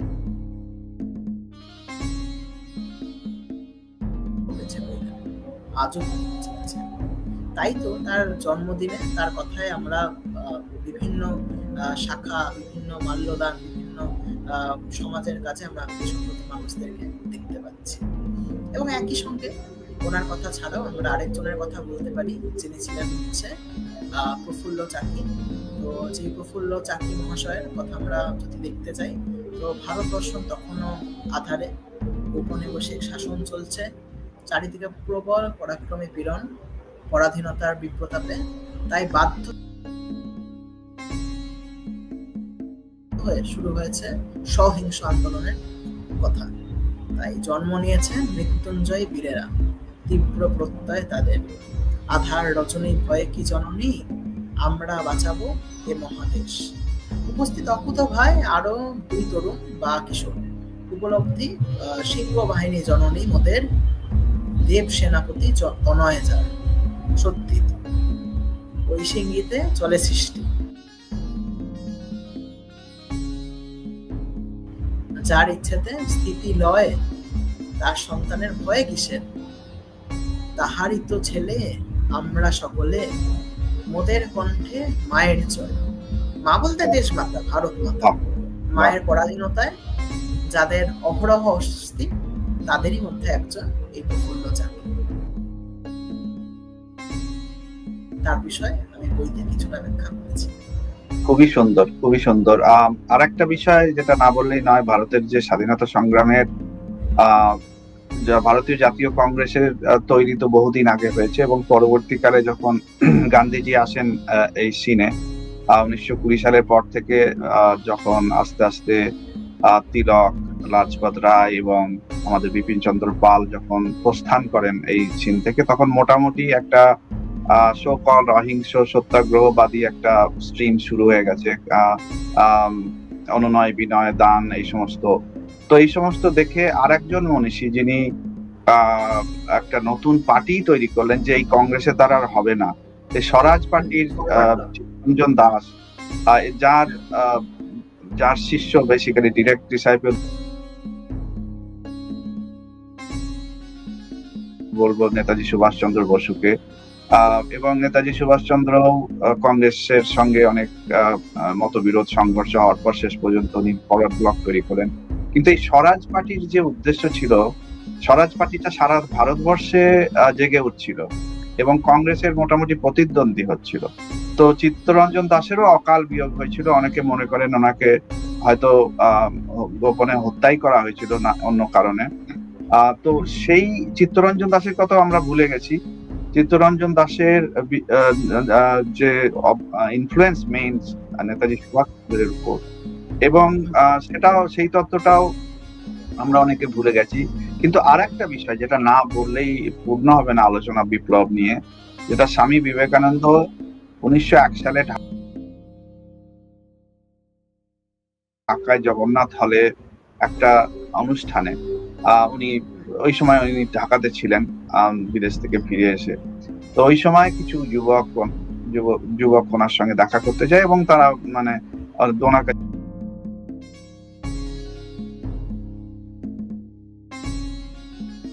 দীক্ষা নিতে চায়। তো তারই মধ্যে বিশেষ একজন তিনি যখন প্রশ্ন করেন যে স্বামীজি, আমি আধ্যাত্ম কি করে করবো, মুক্তি কিভাবে পাওয়া যায়, তখন স্বামীজি বললে উঠলেন, মুক্তি কি রে, দেশের মুক্তির আগে তোর মুক্তির আর কি মানে আছে? তো তিনি ছিলেন কেউ না, হেমচন্দ্র ঘোষ। এবং শোনা যায় স্বামীজি নাকি বলেছিলেন, যা তোর এবার বোম বানা, এই বিদেশিদের সরাতে হবে, বোম বানা। তো এই যে বিপ্লবের, আমার মনে হয় আগুনটা ওখান থেকেই জ্বালিয়েছিলেন স্বামীজি, এবং যে আগামী 50 বছর ভারতবর্ষ একমাত্র আরাধ্য দেবী, এই কথাটা উনি বলেছিলেন। তো তারপরে হেমচন্দ্র আসার পর অনুশীলন সমিতি বা বিভিন্ন রকমের যুগান্তর, এবং পরবর্তীকালে অরবিন্দ এবং বারিন্দ সব এই এই মন্ত্রে দীক্ষিত হলেন যে ভারত মাতাকে শৃঙ্খলা মুক্ত করতে হবে, এবং তার জন্য যদি দরকার হয় বোম মারো, গুলি মারো। এবং তার জন্য বহু মানুষ বিদেশেও গেলেন, বিদেশে থেকে অস্ত্র আনা, রাসবিহারী চলে গেলেন, অনেক বিপ্লবী কার্যকলাপ এখানে করার পর যখন ধরা পড়ে যাবেন তিনি আবার জাপান চলে গেলেন, এবং তার ইন্ডিয়ান ন্যাশনাল আর্মি, আইএনএ বা আজাদিন ফৌজ, তার সেটা নেতাজি নিলেন। এই যে নেতাজি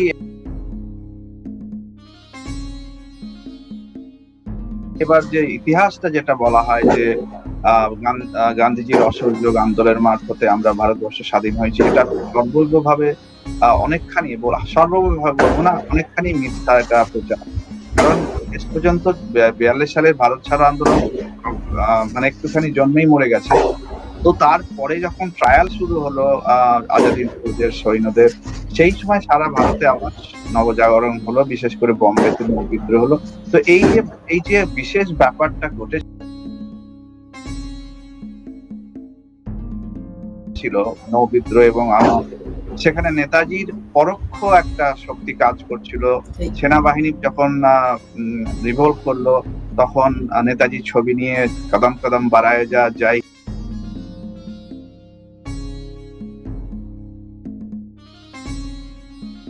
হিন্দ, এইসব ধ্বনি দিচ্ছিল, নেতাজি জয়ধ্বনি করছিল। তারপরে ব্রিটিশরা ভয় পেয়ে গেল যে এই আমরা আর ইন্ডিয়াকে আর আমাদের এই ইন্ডিয়ান সোলজারদের দিয়ে রাখতে পারবো না। এই যে পুরো বিষয়টা একটা জটিলতা করা হয়েছে, যে নেতাজি এবং সশস্ত্র আন্দোলনের যেটা ভূমিকা বাংলার, সেই ব্যাপারটা কি পুরো অলমোস্ট ইতিহাসটা ভুলিয়ে দেওয়া হয়েছিল। তো এই সম্বন্ধে তোমার একটু মতামত বলো। ঠিক, একদমই তাই। শুধু আমার মতামত বলবো না, আমার সঙ্গে আমি বলবো ব্রিটিশ শাসন যখন এই সময় চলছে, তখন একদম শেষ পর্যায়ে যখন দেখতে পাচ্ছি আমরা মোটামুটি ব্রিটিশ শাসন এবার তারা আস্তে আস্তে ছেড়ে চলে যাচ্ছে, তখন কিন্তু ক্ষমতা হস্তান্তরের পর ব্রিটিশ প্রধানমন্ত্রী লর্ড অ্যাটলির ঐতিহাসিক উদ্ধৃতির সাক্ষ্য হাজির করিয়েছিলেন ডক্টর মজুমদার, অর্থাৎ ডক্টর রমেশচন্দ্র অ্যাটলি। হ্যাঁ, তো অ্যাটলি পরে স্বীকার করেছেন ইংরেজদের তাড়াহুড়ো করে ভারত থেকে মূল কারণ হলো নেতাজি সুভাষচন্দ্র বসু, এবং তাকে জিজ্ঞেস করা হয় যখন গান্ধীজির কার্যকলাপের কথা, তখন তার উত্তর আসে বিনিময়। এখান থেকে হয়তো আমরা বুঝতে পারছি, শুধু আমার মতামত নয়, ইংরেজ শাসনের সেই প্রধানমন্ত্রী লর্ড অ্যাটলির কথাও কিন্তু, যে তিনিও বলছেন যে সেই মুহূর্তে দাঁড়িয়ে স্বামী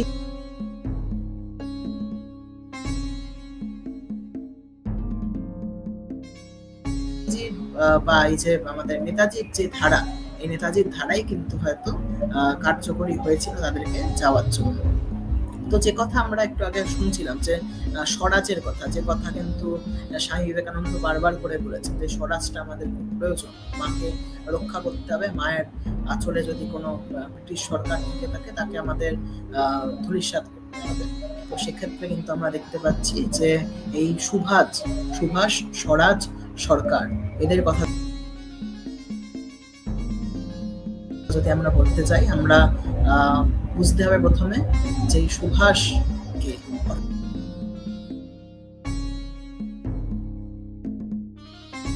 নেতাজি সুভাষচন্দ্র বোস।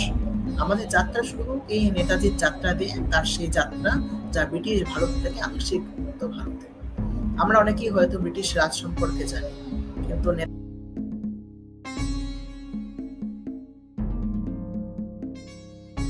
নেতাজির রাজ বা স্বরাজ সম্পর্কে খুবই কম জানি। তো আমরা এই স্বরাজের কাহিনী যদি একটু তুলে ধরতে পারি, চেষ্টা করবো। কিছু মিনিটের মধ্যে। তো আজ আজাদহীন সরকারের গঠন ও উত্তরাধিকার সম্পর্কে আমরা কিছুটা জানতে পারবো হয়তো। আমরা একটি রাজ্যের সার্বভৌম সরকারের কার্যকলাপ এবং অন্যান্য সম্পর্কিত দিকগুলো সম্বন্ধে আলোচনা করার চেষ্টা করব ছোট করে। তো আনুষ্ঠানিকভাবে স্বীকৃতি এবং সরকারি সমর্থন যে অভাব হয়েছিল সেই সময়, এবং তা কিছুদিন আগে সমর্থন পায়, সেই বিষয়ে একটু বলার চেষ্টা করব। হ্যাঁ, তো আমরা প্রথমেই দেখতে পাচ্ছি যে নেতাজি যখন ফিরে এলেন এখানে, অর্থাৎ যুদ্ধ যখন চললো, তো কিছু গঠন করা হলো একটি আজাদহীন সরকার। অনেকে হয়তো নাম শুনে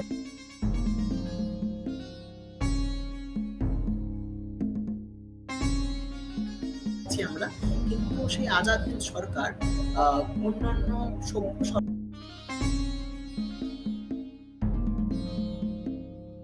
সরকারের মতো কিছু উপাদানের উপর নির্ভর করে থাকবে, যার জন্য আমরা বলতে পারি সেটি সার্বভৌম সরকার এবং তার একটি প্রাধান্য আছে, তার একটি মান্যতা আছে।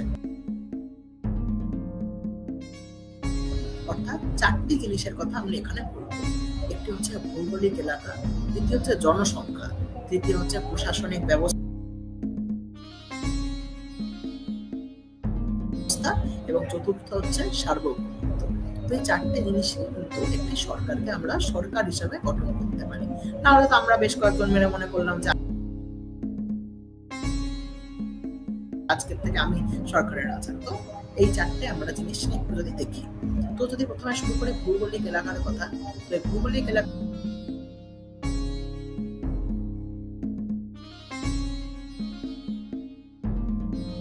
নিয়ে বলতে গেলে 1943-তে আমরা দেখতে পাচ্ছি 25 অক্টোবরে নেতাজি বৃহত্তর পূর্ব এশিয়ার সম্মেলনে যোগ দিতে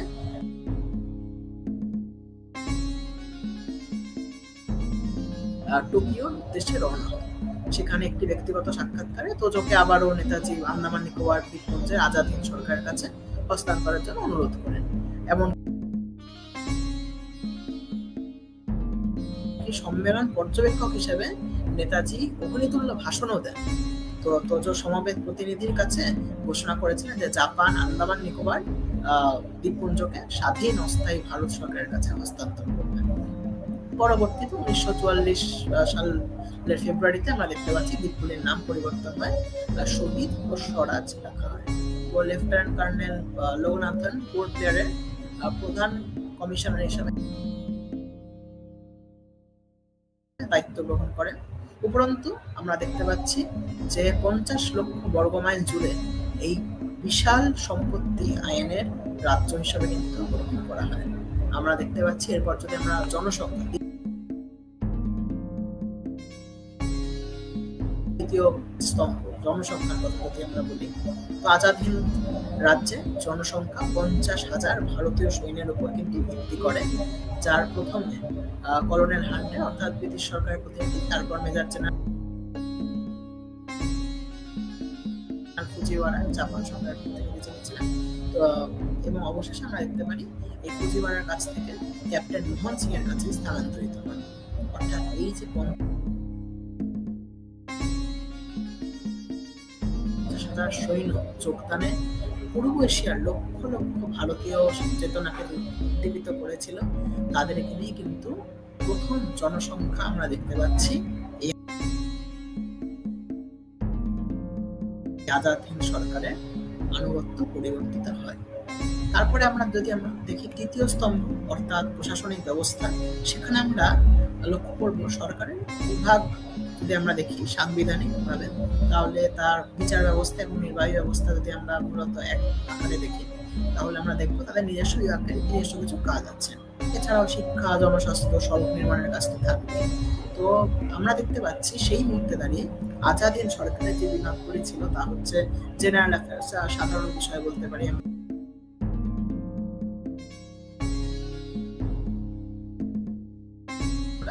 তারপরে প্রচার প্রসার, অর্থ, শিক্ষা,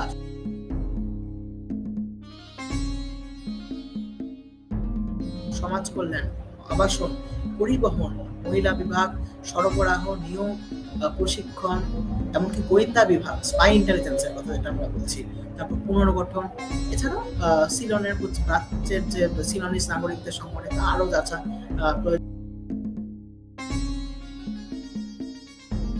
সে সমস্ত বিভাগগুলো কিন্তু ছিল। বিভাগগুলির সংখ্যা পরবর্তীতে 13 থেকে 24-এ উন্নীত হয় এবং সংযোজনগুলির মাধ্যমে নিরীক্ষা, তারপরে ফান্ড কমিটি, ক্রয়ের আদর্শ, জাতীয় পরিকল্পনা, তথ্য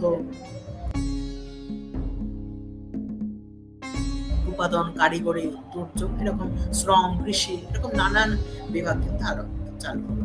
তার পরবর্তীতে আমরা যদি যাই, আমরা দেখতে পাচ্ছি সার্বভৌমত্বের কথা। তো আজাদ হিন্দ সরকারের বন্ধুত্ব এবং পারস্পরিক যে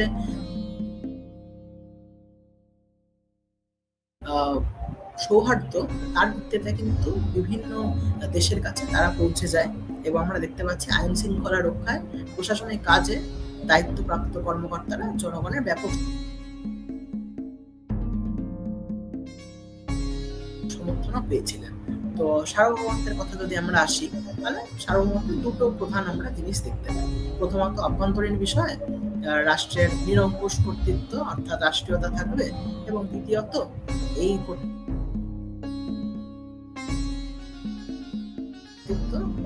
বাইরের কোন শক্তি অর্থাৎ স্বাধীন পররাষ্ট্রনীতিকে তা নিয়ন্ত্রিত করতে পারবে।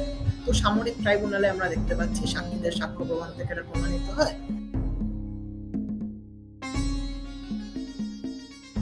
যে আজাদ হিন্দ সরকার একমাত্র সরকার যা তার জনগণকে এমন একটি সরকারের প্রতি আন্তরিকভাবে অনুগত করতে সক্ষম হন যা কিন্তু নিজের অভ্যন্তরীণ বিষয়ে অস্বীকার্য করে তুলেছিল। এবং বৈদেশিক ভাবেও যদি আমরা দেখি, এটা একটি রাষ্ট্রের বৈদেশিক নীতি তার বাহ্যিক সার্বভৌমত্বের উপর নির্ভর করে অবশ্যই। তা মিত্র শক্তির বার্তা সংস্থাগুলি সর্বদা কিন্তু দেখেছি আমরা আজাদ হিন্দ সরকারকে জাপানি পরিচালিত পুতুল সরকার বলে উল্লেখ করে। এবং তো সেই সময় তো মুদ্রা ব্যাংক এবং এমনকি একটা স্পাই এজেন্সি, সমস্ত যা একটা সরকারের যা কিছু থাকা দরকার অনেক কিছুই নেতাজি করেছিলেন। কিন্তু আমাদের আলোচনাটা একটু দীর্ঘ হচ্ছে, তো একটু এই বিষয়টা তুমি একটু একদম র্যাপ আপ করে এবার আমরা একটা লাস্ট পার্টে যাব যদি। হ্যাঁ, তো এই তো অনেক কিছু অজানা তথ্য তুমি জানালে এই মুহূর্তে নেতাজি এবং আজাদ হিন্দ ফৌজের। তো এবার আমরা লাস্টে যেটা বলবো যে বাংলার যে আজকে অবস্থা, বিভক্ত বাংলা বলবো, বিভক্ত বাংলা, পশ্চিম বাংলা ছেড়েই দাও, অন্য দিকটা অন্যদিকে তো অন্য রকমের ব্যাপার হচ্ছে। কিন্তু এই বাংলার যে আজকে অবস্থা, সে রাম নিয়েই হোক আর বাংলা ভাষা নিয়েও হোক আর বাঙালিত্ব নিয়েই হোক, যে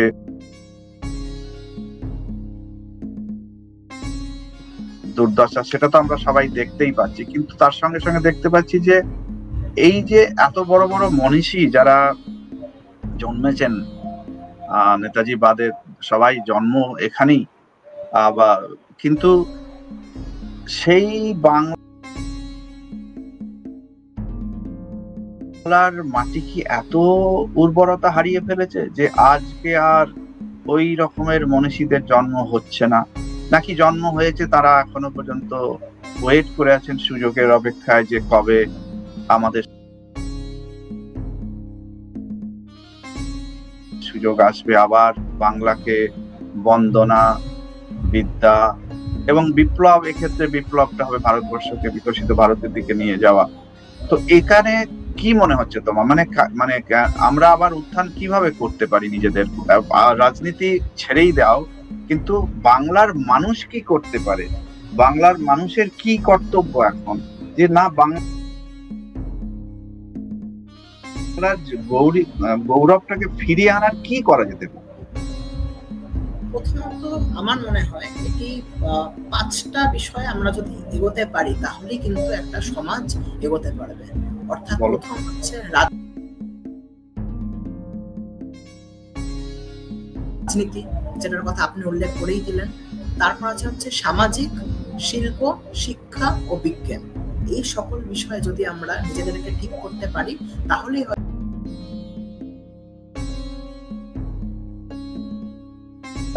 জাতিগতভাবে আমরা এগোতে পারবো। এছাড়া আমি আরেকটা কথা বলতে চাই, আজকের দিনে আমরা এই মনীষী বিচিত্রায় বা এই বিভিন্ন মনীষীদের কথা কেন বলছি, তো আমি আপনাকে বলি, একটি জাতি নিজের যে কিছু মনীষীর কথা, তার আইকনের কথা যদি আমরা বলি, একটা জাতি নিজের আইকন কাকে মনে করছে, তো সেইটা যদি আমরা জানতে পারি তো সেই জাতির ভবিষ্যৎকে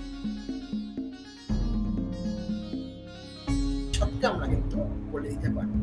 তো আমাদের আইকনও কিন্তু খুব সঠিকভাবে নির্বাচন করতে হবে।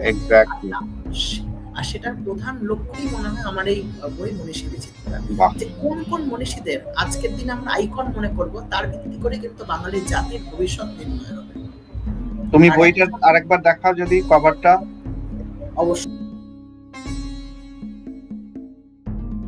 অবশ্যই দাদা, এটা হচ্ছে আমার বই মনীষী বিচিত্রা। হ্যাঁ, তো ঠিক আছে, যারা দর্শক শ্রোতা, তাদের অনুরোধ এই বইটি সংগ্রহ করুন, এবং আশা করি আজকের এই আলোচনা কিছুটা হলেও অনেকের হয়তো চোখ খুলবে বা তাদের চেতনা জাগাবে। তো যারা শুনছেন আজকে, যারা পরে শুনবেন, সবাইকে আমরা ধন্যবাদ জানাই। আর বিশেষ ধন্যবাদ আমাদের গবেষক শ্রী অরিত্র দস্তিদারকে তার আজকের অনুষ্ঠানে আসার জন্য। তো আমি রিকোয়েস্ট করব যে মানে যেটাকে কনক্লুডিং রিমার্কস বলা হয়, শেষ কমেন্ট একটা তুমি করো, দিয়ে আমরা আজকের অনুষ্ঠান শেষ করব। আজকের অনুষ্ঠান হয়তো আমরা শেষ করলাম না, হয়তো আমরা শুরু করলাম। এরকম অনুষ্ঠান, এরকম কার্যক্রম যদি বারংবার না হয় তাহলে কিন্তু বাঙালি আবার আর বাংলা আবার কখনোই আসবে না। এই বলেই আজকের এই বক্তব্য এখানেই শেষ করতে চাই দাদা। সকলকে অনেক ধন্যবাদ, অনেক নমস্কার। হ্যাঁ, তোমাকেও অনেক ধন্যবাদ আজকের এই অনুষ্ঠানে আসার জন্য, এবং বাংলা আবারের পক্ষ থেকে কৃতজ্ঞতা জানাই। এবং যারা শ্রোতা বন্ধুরা যারা আমাদের অনুষ্ঠান শুনছেন, তারা নিশ্চয়ই এটার থেকে অনেক সমৃদ্ধ হলেন, এবং আশা করি আপনারা যারা সাবস্ক্রাইব করেননি বা লাইক দেননি তারা করবেন, এবং এই অনুষ্ঠানটি আপনার বন্ধুদের মধ্যে প্রচার করবেন, যাতে আরো বেশি মানুষ এই বিষয়ে অবগত হন। তো আজকের অনুষ্ঠান এইভাবে শেষ করা হচ্ছে। ভালো থাকবেন, প্রণাম, নমস্কার।